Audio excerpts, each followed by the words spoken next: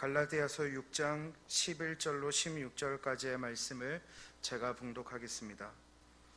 내 손으로 너희에게 이렇게 큰 글자로 쓴 것을 보라. 무릇 육체의 모양을 내려 하는 자들이 억지로 너희에게 할례를 받게 함은 그들이 그리스도의 십자가로 말미암아 박해를 면하려 함뿐이라.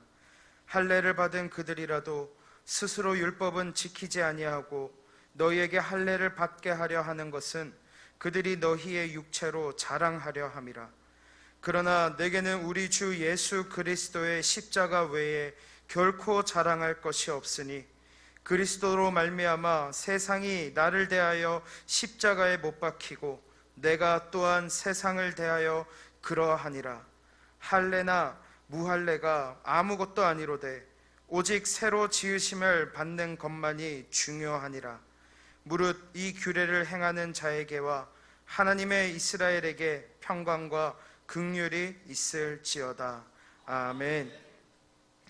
이 시간 청년부 나와서 특송하신 후에 담임 목사님께서 십자가 유산 6번째 십자가 외에는 이라는 제목으로 말씀 증거해 주시겠습니다.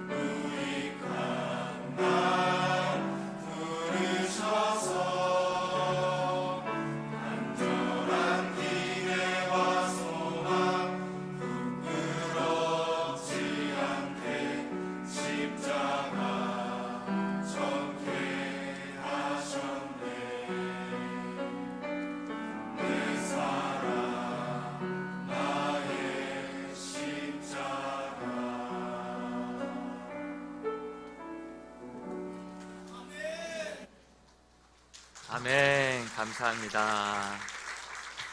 예, 우리 청년들은 새벽에도 한 번씩은 교사들을 하기 때문에 특성을 하고, 오늘 두 번째 또 특성을 하는 친구들도 있을 것 같습니다. 아무튼 거룩한 피곤함으로 한 주간 완주했습니다. 너무나도 귀하고 우리 이람교회 큰 거목들이신데요, 우리 청년부를 위한 기도 제목이 있습니다. 같이 한번 이 기도 제목 스크린을 한번 보시면서 함께 기도했으면 좋겠습니다. 오늘 고백한 이 고백대로만 살아도요, 정말 100점 만점에 100점일 것 같습니다.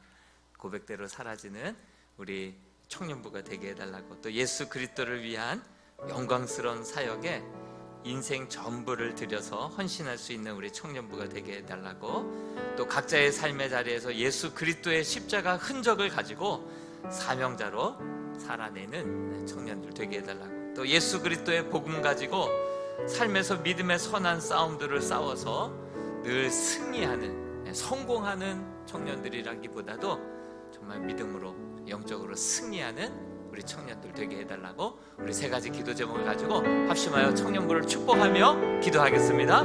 하나님 아버지, 은혜를 감사합니다.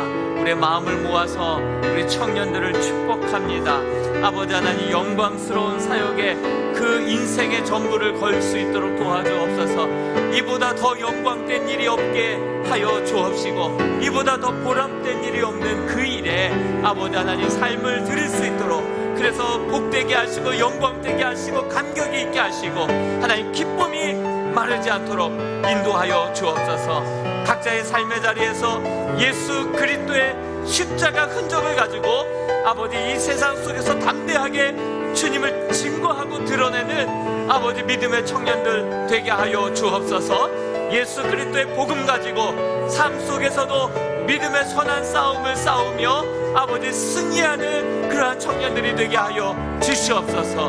맡겨진 사명, 맡겨진 영혼들, 맡겨진 가정들 아버지 하나님 돌보시고, 아버지 기도하며 내일을 준비하고 꿈꾸고 아버지 준비하는 내일을 축복하여 주셔서 아버지 하나님 이 시대를 향한 아버지의 놀라운 귀한 사명자들이, 십자가의 전달자들이 되게 하여 주시옵소서.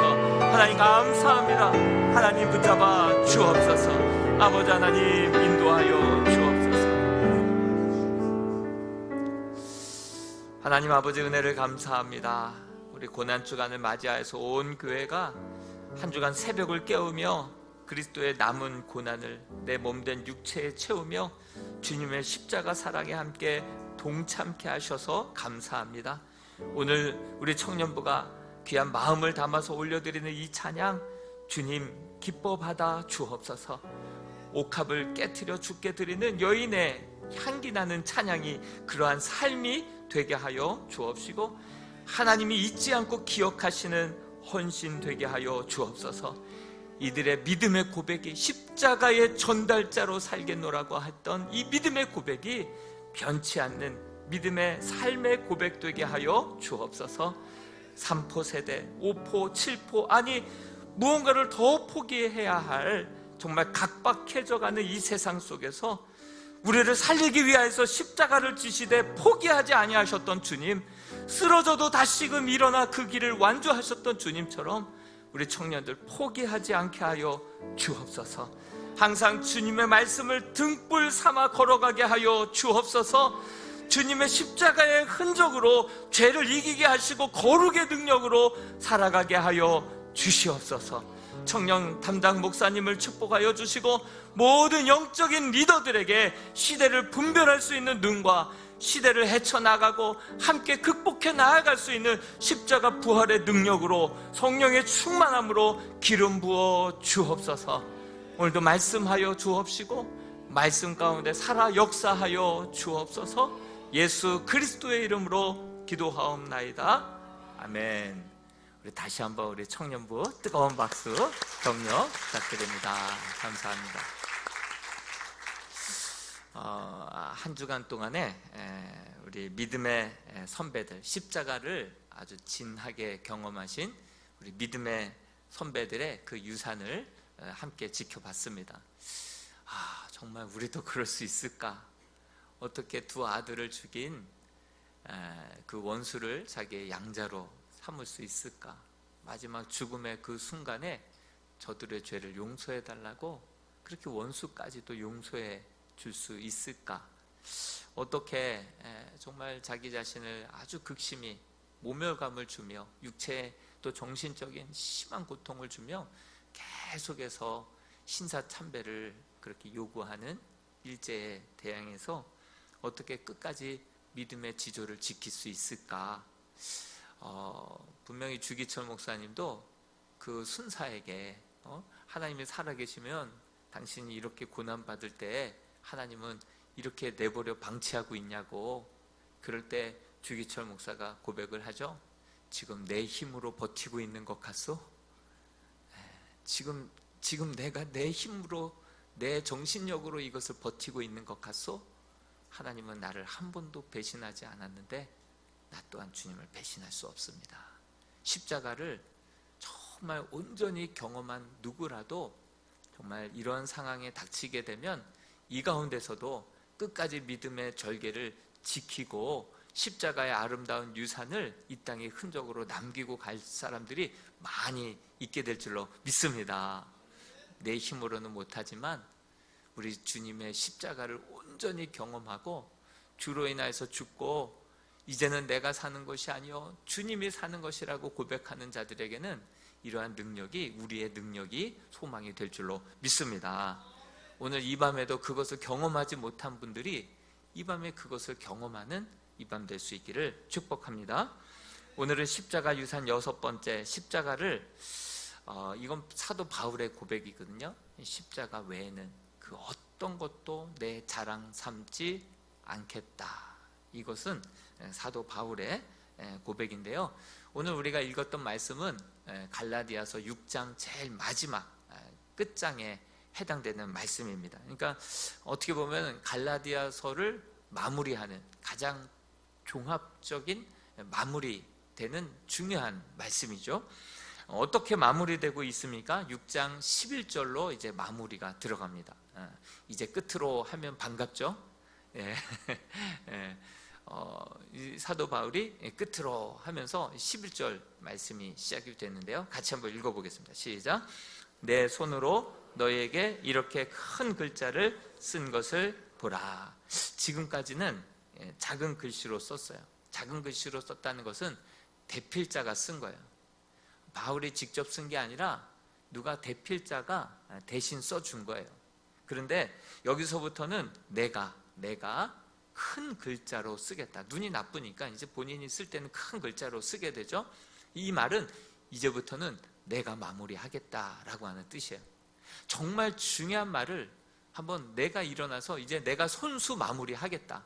그러니 정말 이 갈라디아서를 처음 펜을 들어서 쓰게 된 그 이유와 목적으로 마무리를 하는 거예요. 그러니까 이 바울이 진짜 하고 싶은 말을 이제 여기다 하는 거예요. 엑기스가 되는 말씀이에요. 그래서 오늘 이 마지막 이 사도 바울이 이 다데오나 대필자를 대신 기용해서 쓰는 것이 아니라 이제 내가 직접 말하겠고 직접 쓰겠다. 그래서 3가지를 이야기하는데요. 정말 이 3가지를 함께 오늘 같이 말씀을 나누면서 십자가를 경험한 자의 고백답게 우리 또한 그 십자가를 경험함으로 그 고백이 우리의 고백이 될 수 있기를 주님의 이름으로 축복합니다. 첫 번째로 바울이 말하고자 했던 3가지 중에 첫 번째는 뭐냐면 율법주의의 신앙을 버리고 십자가 복음을 붙들라라고 하는 뜻이 담겨져 있습니다. 바울로 하여금 이 펜을 들어 갈라디아서를 쓰게 했던 이유가 바울이 지나간 이후에 율법주의자들이 교회에 들어와서 구원을 받으려고 한다면 믿음만으로는 부족하다. 할례도 받아야 되고 율법도 행해야 된다. 이렇게 계속해서 복음을 희석시키고 있었어요. 희석시키고. 그러다 보니까 이 사도 바울이 갈라디아서 1장에서는 굉장히 단호하게 말합니다. 이 율법주의자들이 전하는 이러한 희석된 복음을 다른 복음이라고 얘기하면서 이 다른 복음을 전하는 자들은 천사가 직접 한번 읽어볼까요? 갈라디아서 1장 6절에서 8절 말씀 어떻게 세게 말을 하고 있는지를 같이 한번 읽어보겠습니다. 시작. 그리스도의 은혜로 너희를 부르신 이를 이같이 속히 떠나 다른 복음을 따르는 것을 내가 이상하게 여기노라. 다른 복음은 없나니 다만 어떤 사람들이 너희를 교란하여 그리스도의 복음을 변하게 하려 함이라. 그러나 우리나 혹은 하늘로부터 온 천사라도 우리가 너희에게 전한 복음 외에 다른 복음을 전하면 저주를 받을지어다. 천사라 하더라도 다른 복음 전하면 용납하지 못하겠고 저주를 받아 마땅하다. 이렇게 얘기해요. 다른 복음이라 하면 바로 율법주의자들이 들어온 거예요. 그래서 구원을 받으려고 한다면 이것도 지켜야 되고 저것도 지켜야 되고 특별히 할례는 받아야 된다. 이것을 강조하면서 참된 십자가 그 복음을 아주 물을 섞어가지고 희석시켜 버리고 있는 것이죠. 다른 복음은 바로 이 소위 율법주의자들을 말하는데, 바울이 이렇게 지나가고 난 교회를 세우고 그리고 지나간 이후에 이 율법주의자들이 교회 안에 스며시 스며들어와서 이렇게 자꾸 할례를 받게 해야 한다. 할례를 받아야 된다. 그래야 구원이 온전해진다. 이것을 계속 이야기하고 있죠. 그럴 때 자꾸 이 할례를 받게 해야 한다라고 하는 그 이유를 바울은 누구보다도 잘 알고 있었어요. 율법주의자들을 바울은 정확하게 알고 있는 게 바울 자체가 율법주의자였잖아요. 예? 정명석 거기 안에서 나온 사람이 뭐가 문제라고 딱 집어서 얘기할 때 정확하게 집어내잖아요. 이 사도 바울이 그 정확한 문제의식을 가지고 율법주의자들이 자꾸 할례 얘기하는데 할례를 받아야 구원받는다라고 얘기하는 이유가 있어. 그 세 가지가 있거든. 그러면서 12절부터 13절까지 말씀을 제가 1번, 2번, 3번을 마킹을 해놨어요. 한번 생각해 보면서 읽어보도록 하겠습니다. 시작.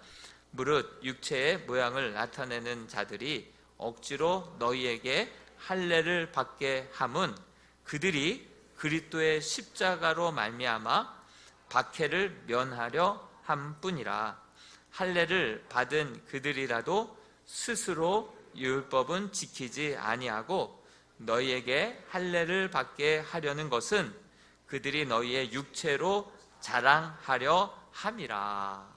그렇게 지금 세 가지를 이야기하고 있어요. 자꾸 할례를 받아야 한다라고 하는 그 이유가 첫 번째로는 박해를 면하려 함뿐이다. 박해를 면하려 하기 위함이다. 이렇게 이야기하고 있어요. 그때나 지금보다 더 심하죠. 그때 복음을 전하려면 목숨을 걸고 전해야 됐었죠. 그때 당시에도 복음을 증거할 때에는 핍박을, 박해를 각오해야만 했었습니다. 특별히 순수한 이 복음, 율법이 아니라 오직 믿음으로 구원함을 받는다라고 증거하면 유대주의자들은 특히 싫어했어요. 그래서 예수님을 십자가에 못 박아 죽여버린 거 아니겠습니까? 사도 바울도 사울 시절에 오직 믿음으로 구원받는다, 예수 그리스도를 믿음으로 구원받는다라고 하는 그리스도인들을 그렇게 색출해내가지고 그냥 핀셋으로 뽑아내듯이 그리스도인들을 잡아내서 죽였던 사람이 바로 사울 아닙니까? 그러니까 특히 유대인들이 싫어했어요. 그래서 이 복음만 전하다 보면 유대인들에게 아주 타겟이 돼서 박해를 받게 된 것이죠. 그러다 보니까 그들에게 이 박해를 그렇게 모면하게 하기 위하여서, 박해를 좀 피하기 위하여서 할례 얘기할 뿐이지 다른 의미 없다. 내가 그것을 안다. 그렇게 어떻게 보면 영업 비밀을 얘기하고 있는 거예요. 예, 영업 비밀을 얘기하는 거예요. 그들은 그들의 비위를 맞춰서 그들로부터 박해를 받지 않으려고 하는 그 이유 때문에 할례 지금 이렇게 외치고 있는 것이다. 이렇게 그 비밀을 이야기해줘. 두 번째로 보니까 할례를 받은 그들이 더욱더 율법을 지키지 아니한다. 와, 이건 역설이에요, 역설. 뭐 율법을 지켜야지 구원받는다. 율법을 막 강조하고 이거 아니면 구원도 안 된다. 막 이렇게 강조하는 율법주의자들이 정작 율법을 안 지킨대요. 예. 율법 지켜야 구원받는다라고 얘기하는 사람들이 정작 율법을 더 지키지 않는다라고 그들의 비밀을 다 누설해 버리고 맙니다. 왠지 아십니까? 스스로 율법을 다 지킬 수 없기 때문에 그렇습니다. 율법 자체는 완전해요. 율법 자체는 하나님의 말씀이고 자체는 의롭습니다. 그런데 이 율법에는 문제가 없는데 문제는 우리에게 있는 거예요. 우리는 그 율법을 다 지킬 수 없어요. 율법으로 구원받으려면 10가지 율법이 있다면 10가지를 다 지켜야지만 구원받을 수 있는데 그 10가지를 다 한 가지만 어겨도 그 율법은 범한 거가 돼버리잖아요. 율법을 다 온전히 지켰다라고 얘기할 수 있는 사람이 없다라고 하는 사실이죠. 율법을 지킬 능력이 우리에게는 없다. 그래서 율법으로는 의로워질 수 없다. 그렇다고 한다면 율법을 왜 주셨을까요? 하나님께서 율법으로는 구원에 이를 수도 없고 율법을 지킬 만한 사람도 다 지키는 사람도 없다라고 한다면 율법을 왜 주셨을까요? 하나님이 우리에게 왜 율법을 주셨을까요? 우리가 율법 앞에 서게 되면요, 비로소 내가 죄인이라는 것을 깨닫게 됩니다. 엑스레이를 찍으면 어디가 금이 갔는지 어디가 뼈가 부러졌는지 딱 드러나듯이 율법 앞에 서야 우리가 죄인이라는 것, 그 말씀대로 살지 못하고 지키려고 해도 지키지 못하는 죄인이라는 사실을 비로소 우리는 깨닫게 되죠. 더군다나 하나님의 기준은요 굉장히 높습니다. 하나님의 거룩, 우리 구약시대에 그 5가지 제사 얼마나 복잡하게 걸쳐서야 하나님 지성소로 들어갈 수 있는 거 보십시오. 하나님이 얼마나 거룩하신 분인데 하나님의 기준에 이를 수 있는 사람이 없어요. 살인하지 말라.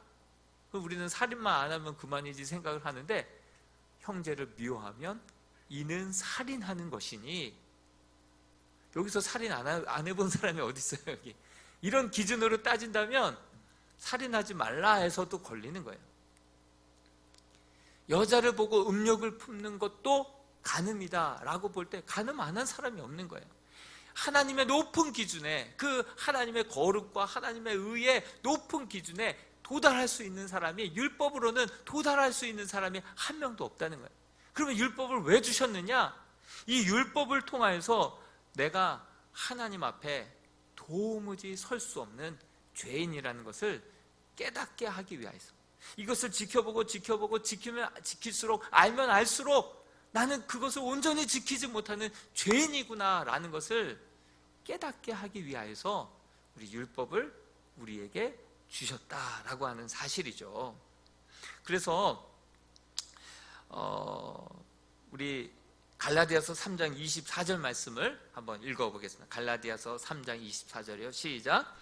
이같이 율법이 우리를 그리스도께로 인도하는 초등교사가 되어 우리로 하여금 믿음으로 말미암아 의롭다함을 얻게 하려 함이라. 율법이 우리로 하여금 진정 죄를 깨닫게 하여서 내가 죄인입니다 라는 것을 온전히 깨닫고 고백하는 자들만이 죄에 대해서 절망하고 내가 죽을 죄인이고 나는 여전히 안 되고 겉은 깨끗해 보이고 많은 사람들이 나를 믿음 좋다라고 하지만 난 여전히 하나님 앞에 설 때 의롭게 설 수 없는 죄인 중에 괴수 죄인입니다.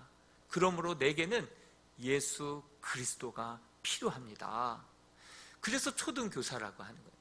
우리로 하여금 율법을 주신 그 이유는 초등교사와 같이 우리로 하여금 죄를 깨닫고 예수만이 나의 구원이시고 예수만이 나를 의롭게 만드시고 하나님의 자녀가 되어서 그 자녀된 권세로 당당히 하나님 앞에 설 수 있게 만들어 주시는 분 오직 예수밖에 없습니다.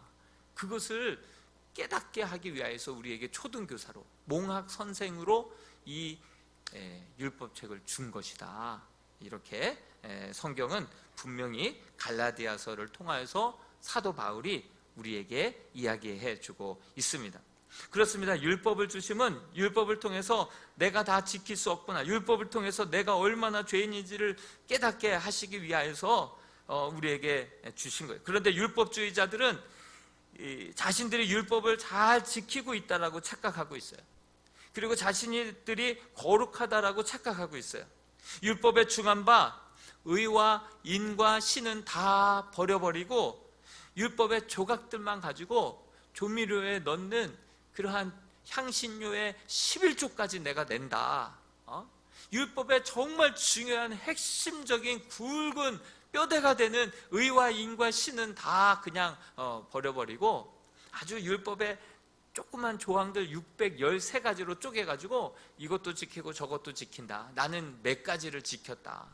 그러면서 나는 거룩하다, 깨끗하다, 자기의 의를 자랑하고 있는 율법주의자들을 보게 됩니다. 하나님이 구원을 행위에 두지 아니하시고 믿음에 두신 이유가 무엇이라고 에베소서 2장에는 말씀하고 있습니까? 누구든지 이 구원을 행위에 두지 않은 이유는 그 구원을 자기가 이렇게 행해서 구원에 이르렀다라고 자기의 행위를 자랑하지 못하게 하기 위하여서 구원의 조건을 믿음에 뒀다는 거예요. 믿음에. 그런데 이 율법주의자들은 정작 중요한 것들은 못 지키고 못 지키는 것은 감춰요. 숨겨요. 정작 더 중요한 것, 놓치고 살아가는 것, 지키지 않는 것, 정말 그런 것들은 감춰요. 그러나 작은 것들을 들춰요. 그리고 그것을 막 자랑하면서 내가 누구보다 거룩하다, 누구보다 오래 다녔다, 그래도 나는 이러한 죄는 짓지 않고 산다. 이렇게 지금 오히려 자기의 공로를, 공치사들을 그렇게 자랑하고 떠벌리고 다니는 율법주의자들이 그 구원을 완전히, 복음을 이상하게 희석을 시켜놔 버린 것입니다. 이 율법주의자들은 둘 중에 하나예요. 둘 중에 하나예요. 율법주의자들은 순전히 자기의 힘만으로 신앙생활을 하기 때문에 멀리 가지 못해서 금방 탈수 현상이 나타나요. 금방 지쳐요. 자기의 힘만으로는 그렇게 온전히 신앙생활을 할 수가 없어요. 그렇기 때문에 얼마 못 가서 금방 번아웃이 되고 마는 거예요. 여러분, 우리는 점검을 해야 돼요. 우리가 뭔가 주의 일을 하다가 막 번아웃이 되면은 일이 정말 힘들어서 번아웃이 온 건가? 아니면 우리가 정말 이렇게 내 의로 드러내고 내 책임감에 의하고 내 자존심에 의해서 이 일을 내 인간적인 힘만으로 하다가 결국은 지치고 그렇게 헉헉대는 거고 번아웃이 온 건가? 우리는 잘 분별해야 할 것입니다. 이렇게 번아웃 아니고서야 외식으로 빠져요. 완벽하게 지킬 수는 없어요. 율법을 통하여서 완전히 하나님이 원하는 수준의 의까지, 구원의 수준에 이를 수 없어요. 다 죄인이에요. 모든 사람이 죄를 범하였으나 하나님의 영광의 의에 도달하지 못하거든요. 그렇기 때문에 자기 힘만으로 신앙생활을 하는 사람들 보면 번아웃 아니면 외식이에요. 외식이에요. 가식이고. 외식, 외자가 보면 사람 인자에다가 할 위자거든요. 사람 앞에서 행하는 게 외식이에요. 여러분, 우리는 하나님 앞에서 누가 보든 안 보든 하나님 앞에서 거룩하고 진실되게 살아갈 수 있는 저와 여러분들이 될 수 있기를 축원드립니다.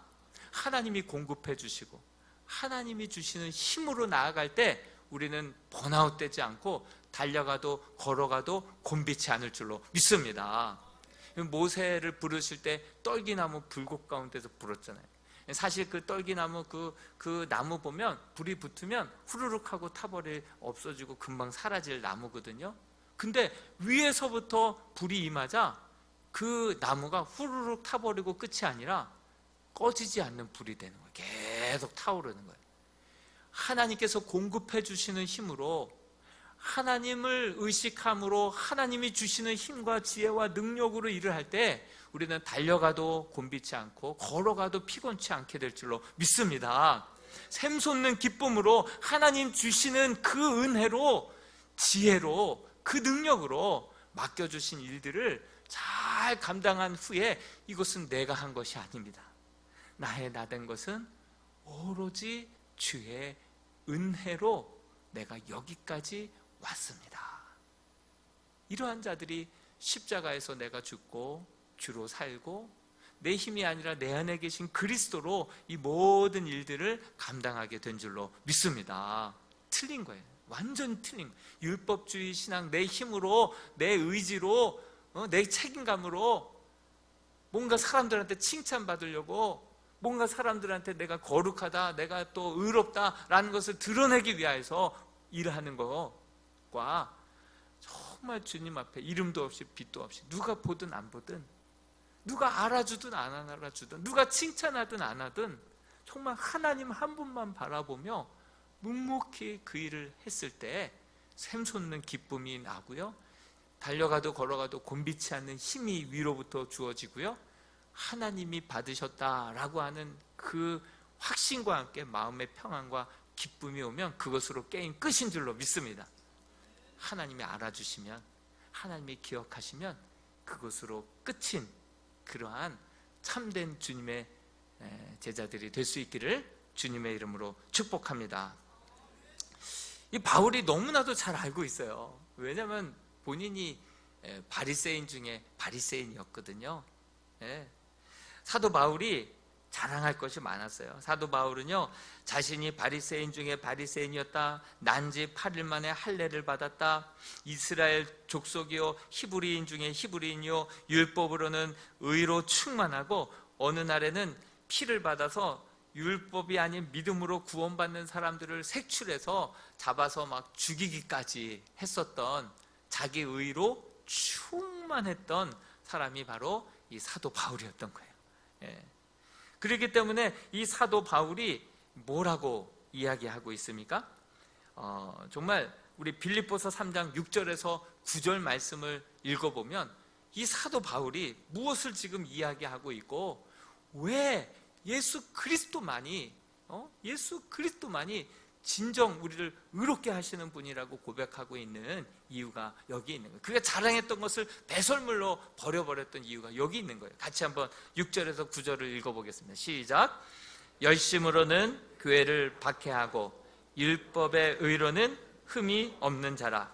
그러나 무엇이든지 내게 유익하던 것을 내가 그리스도를 위하여 다 해로 여길 뿐더러 또한 모든 것을 해로 여김은 내 주 그리스도 예수를 아는 지식이 가장 고상하기 때문이라. 내가 그를 위하여 모든 것을 잃어버리고 배설물로 여김은 그리스도를 얻고 그 안에서 발견되려 함이니, 내가 가진 의는 율법에서 난 것이 아니요 오직 그리스도를 믿음으로 말미암은 것이니 곧 믿음으로 하나님께로부터 난 의라. 할렐루야. 이해가 되십니까? 이해가 되십니까? 기독교는요, 예수 그리스도가 참된 복음인 줄로 믿습니다.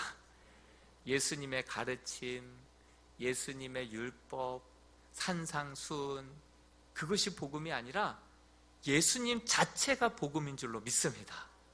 예수님이 우리가 도무지 지켜도 의롭게 될 수 없는 그 모든 죄를 우리 주님께서 대신 다 짊어지시고 대신 율법의 완성이 되어주신 거예요. 죽어주신 거예요. 그리고 죽음으로 끝난 것이 아니라 다시금 사셨어요. 다시금 부활해 주셨다라고 하는 사실이에요. 그로 인하여서 이 정말 진짜 복음은 예수님의 가르침, 뭐 산상수훈, 설교, 이게 아니라 예수 그리스도 자체가 복음이고 생명인 줄로 믿습니다. 여러분, 불교 보십시오. 불교의 가장 중요한 것은 부처의 가르침이에요. 부처의 가르침들, 그것이 해탈에 이르게 하고 깨달음이죠. 득도하는 거예요. 부처가 중요한 게 아니라 그의 가르침이 중요한 거예요. 유교요, 공자가 중요한 게 아니라 공자의 가르침이 중요한 거예요. 기독교요, 예수 그리스도, 바로 그 예수 그리스도가 그의 가르침보다 더 중요한 줄로 믿습니다. 기독교는요, 예수가 생명이고 예수 자체가 복음인 줄로 믿습니다. 그러한 예수로 죽고 예수로 사는 저와 여러분들이 될 수 있기를 축원드립니다. 둘째로, 십자가 외에는 자랑하지 말라. 이 두 번째 십자가, 이 오늘 이야기하려고 했던 본문이에요. 우리 갈라디아서 6장 14절을 같이 한번 읽어보겠습니다. 시작. 그러나 내게는 우리 주 예수 그리스도의 십자가 외에 결코 자랑할 것이 없으니 그리스도로 말미암아 세상이 나를 대하여 십자가에 못 박히고 내가 또한 세상을 대하여 그러하니라. 예, 사도 바울은요, 자랑거리가 너무나도 많았던 사람이었어요. 한때 이것도 자랑하노라 저것도 자랑하노라 하면 자랑할 게 너무나도 많았어요. 그런데 율법의 한계를 깨닫고 나서 그리스도 십자가 복음을 깨닫고 나서는 오직 예수, 오직 은혜, 십자가 말고 난 자랑할 게 아무것도 없다. 난 십자가 외에는 그 어떤 것도 자랑하지 않겠다. 왜 그렇습니까? 예수 그리스도의 십자가가 그 은혜와 그 복음의 능력이 그 어떤 것과도 비교할 수 없다라고 하는 사실을 그가 발견하고 경험하고 깨달았기 때문인 줄로 믿습니다. 그러므로 자기의 율법, 옛날 자랑했던 자기의 공로, 치사, 그 업적뿐만이 아니라 자기의 혈통, 그 가문, 그 모든 것들을 배설물로 여기고 예수 그리스도 그 십자가만을 그는 자랑하고 고백하는 자가 되었다라고 하는 사실이죠. 그래서 제가 바울의 입장에서 한번 기도문을 한번 적어봤어요. 그래서 바울이 왜 이 십자가 외에는 다른 것도 자랑치 않기로 결단하고 다짐하게 된 그 이유가 이 고백 안에, 이 기도문 안에 다 들어가 있는 거예요. 잘 들어보십시오. 하나님, 저는 하나님의 뜻을 알아도 하나님의 뜻대로 살 수 없는 죄인입니다. 그래서 죽을 수밖에 없습니다. 그러나 이런 나의 죄를 대신 짊어지시기 위해서 우리 주님 오셔서 원래는 내가 그 십자가에 못 박혀 내가 죽을 그 죽음을 우리 주님께서 대신 죽어 주셨습니다. 우리 주님이 십자가 위에서 내가 받아야 할 모든 저주와 심판을 받으셨기에 그 십자가가 그렇게도 참혹했던 것입니다. 나는 히브리인 중에 히브리인이었던 것이 아니라 위선자 중에 위선자였고 죄인 중에 괴수 죄인이었던 것입니다. 그렇지만 십자가에서 우리 주님 죽으셨을 때 나도 죽었습니다. 내 죄도 주와 함께 죽었습니다. 우리 주님 사흘 만에 다시 사셨을 때 나도 주와 함께 다시 살았습니다. 이제는 내가 사는 것이 아니요 내 안에 그리스도께서 사시는 것입니다. 오직 예수뿐이네. 우리 주 예수 그리스도 십자가만을 내가 자랑하겠습니다. 이렇게 고백할 수 있는 저와 여러분들이 될 수 있기를 축원드립니다. 우리가 참된 복음의 비밀을 깨닫고 오직 십자가만을 자랑하게 되면은요, 십자가에서 우리 삶에서 어떠한 일들이 일어날까요?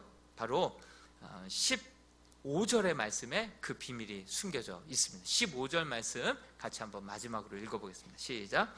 할례나 무할례가 아무것도 아니로되 오직 새로 지으심을 받은 것만이 중요하니라. 그렇습니다. 오직 새로 지으심을 받게 된다라고 하는 사실이죠.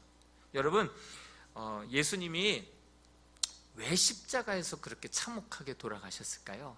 가만히 한번 이 사순절 동안 제가 계속해서 반복적으로 생각하고 묵상했던 주제인데요, 예수님이 단지 우리의 기도의 소원, 우리의 욕망, 우리의 바램, 그 정도의 소원 들어주시기 위하여서 주님이 이 땅에 오셨고 주님이 십자가를 지셨고 그렇게 참혹하게 죽으시고 다시금 부활하셨을까요?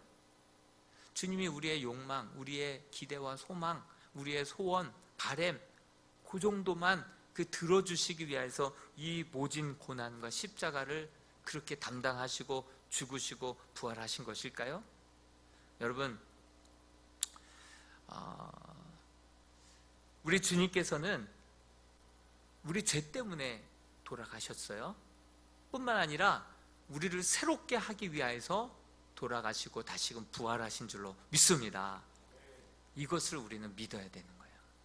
단순히 우리의 소원 성취 정도, 우리의 바램 뜻대로 되는 이 정도로 주님이 오셔서 죽으시고 부활하신 것이 아니에요. 가룟 유다는 그렇게 기대했지만 기대대로 안 되니까 예수를 팔아버렸어요. 많은 사람들이 예수를 향하여서 헛된 바램들을, 자기가 바라는 메시아 상을 그려놓고 그 뜻대로 되지 않으면 에이씨 없어 하고 그냥 등 돌리고 주님을 팔아라서 30이라도 은 30이라도 챙겨야지 이러고 돌아서 가버리는 거예요. 여러분, 우리의 신앙이 그래요. 우리 주님은요, 그렇게 참혹하게 돌아가신 이유는 우리의 참혹한 죄 때문인 줄로 믿습니다. 우리 죄 때문에 돌아가신 거예요. 우리를 다시금 새롭게 하시고 우리의 모든 죄를 사해 주시고 정말 새로운 생명을 얻게 하기 위해서 우리 주님 죽으시고 다시금 부활하신 줄로 믿습니다. 우리를 재창조, 새롭게 태어나게 하기 위해서 우리를 위하여서 죽으신 줄로 믿습니다. 여러분, 우리는요 지금 이렇게 살라고 우리는 이 땅에 보냄을 받고 주님의 우리를 위해서 죽으시고 부활하신 것은 아닌 것은 분명한 것 같아요. 그냥 이렇게 고작 그만하게 살라고 우리 주님 오신 것은 아닌 것 같아요. 우리를 향한 주님의 원 계획이 있었어요. 우리 주님께서는 우리를 지으시고 이 땅에 보내실 때에는 우리를 향한 하나님의 원 계획이 있었을 줄로 믿습니다.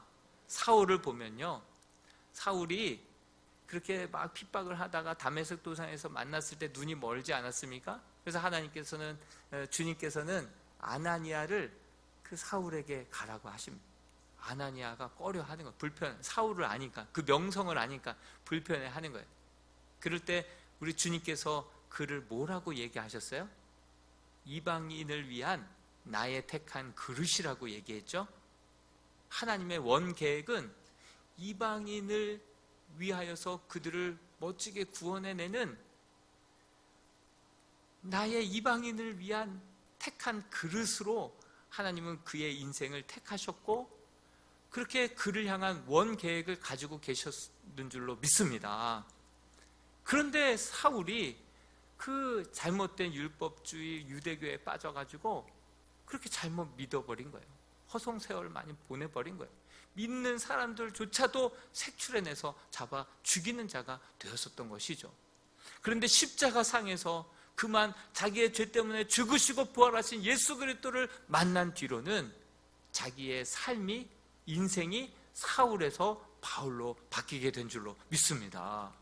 이전에 살던 삶은 옛사람을 십자가에 못 박아버리고 주님이 가지고 계셨던 원 계획에 맞게끔 거기에 걸맞는 새로운 삶을 살게 된 줄로 믿습니다. 1차, 2차, 3차 나의 생명을 조금 더 귀한 것으로 여기지 아니하고 하나님께서 나를 향하여서 가지고 계셨던 원 계획 그대로 이방인을 위한 그 그릇으로, 주님의 택하신 그 그릇으로, 최초로 그렇게 쓰실 그 목적과 그 계획, 원한 대로 정말 그렇게 새로운 삶을 살게 된 줄로 믿습니다.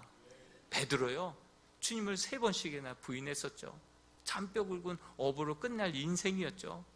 그런데 사람 낚는 어부가 되었잖아요. 십자가, 그 놀라운 그 십자가 구속의 은혜 가운데 완전히 새로운 사람으로 빚어져서 그 갈릴리 호수에서 여러 어부들 가운데 그저 그냥 잔뼈 굵은 어부로 끝날 인생이 정말 예수 그리스도의 십자가로 완전히 새롭게 되자, 정말 한번 복음을 전하면 3,000명씩 5,000명씩 회개하고 주께로 돌아 나오는 사람 낚는 어부, 우리 주님의 원 계획대로 그렇게 변화되고 그렇게 새로워진 줄로 믿습니다. 여러분, 우리 주님께서 시시한 일로 돌아가신 거 아닌 줄로 믿습니다. 우리를 죄 가운데 영원토록 구원하시고자 우리를 하나님 앞에 의로운 주의 자녀로 거룩한 주의 신부와 백성으로 삼고자 죽으시고 부활하신 줄로 믿습니다. 우리를 예전에 살아오던 방식대로 이렇게 세월을 낭비하고 부표와 같이 떠도는 인생으로 살아갈 것이 아니라 맨날 핸드폰 게임이나 하고 정말 시간을 낭비하고 허비하는 그러한 인생으로 살다가 그렇게 나 자신만을 위해서 살다가 가라고 우리를 그렇게 계획하고 이 땅에 보내신 것이 아닌 줄로 믿습니다. 우리 주님 왜 나를 위해 죽으셨고 나를 부르셨고 다시 부활하셨는지를 다시 한번 깨달으면서 정말 주님의 버리는 카드가 되지 마시고 주님의 원한대로, 주님의 최초의 계획대로 다시 한번 십자가 그 사랑 앞에 내가 죽고 다시금 살아남으로 말미암아 하나님의 놀라운 계획과 그 창조의 오른팔에 붙들려서 멋지게 귀하게 정말 참되게 쓰임받는 복된 인생들 될 수 있기를 주님의 이름으로 축원드립니다.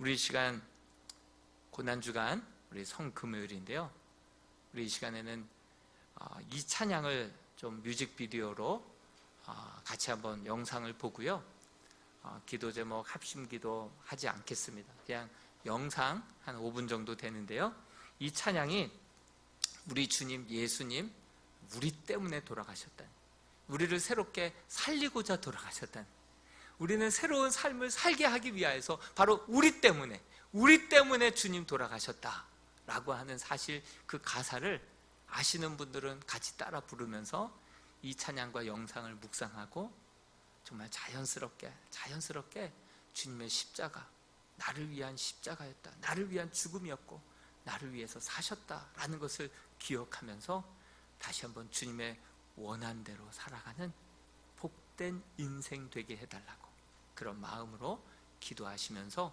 자유롭게 돌아가시는 시간 될 수 있기를 바랍니다. 함께 영상을 보겠습니다.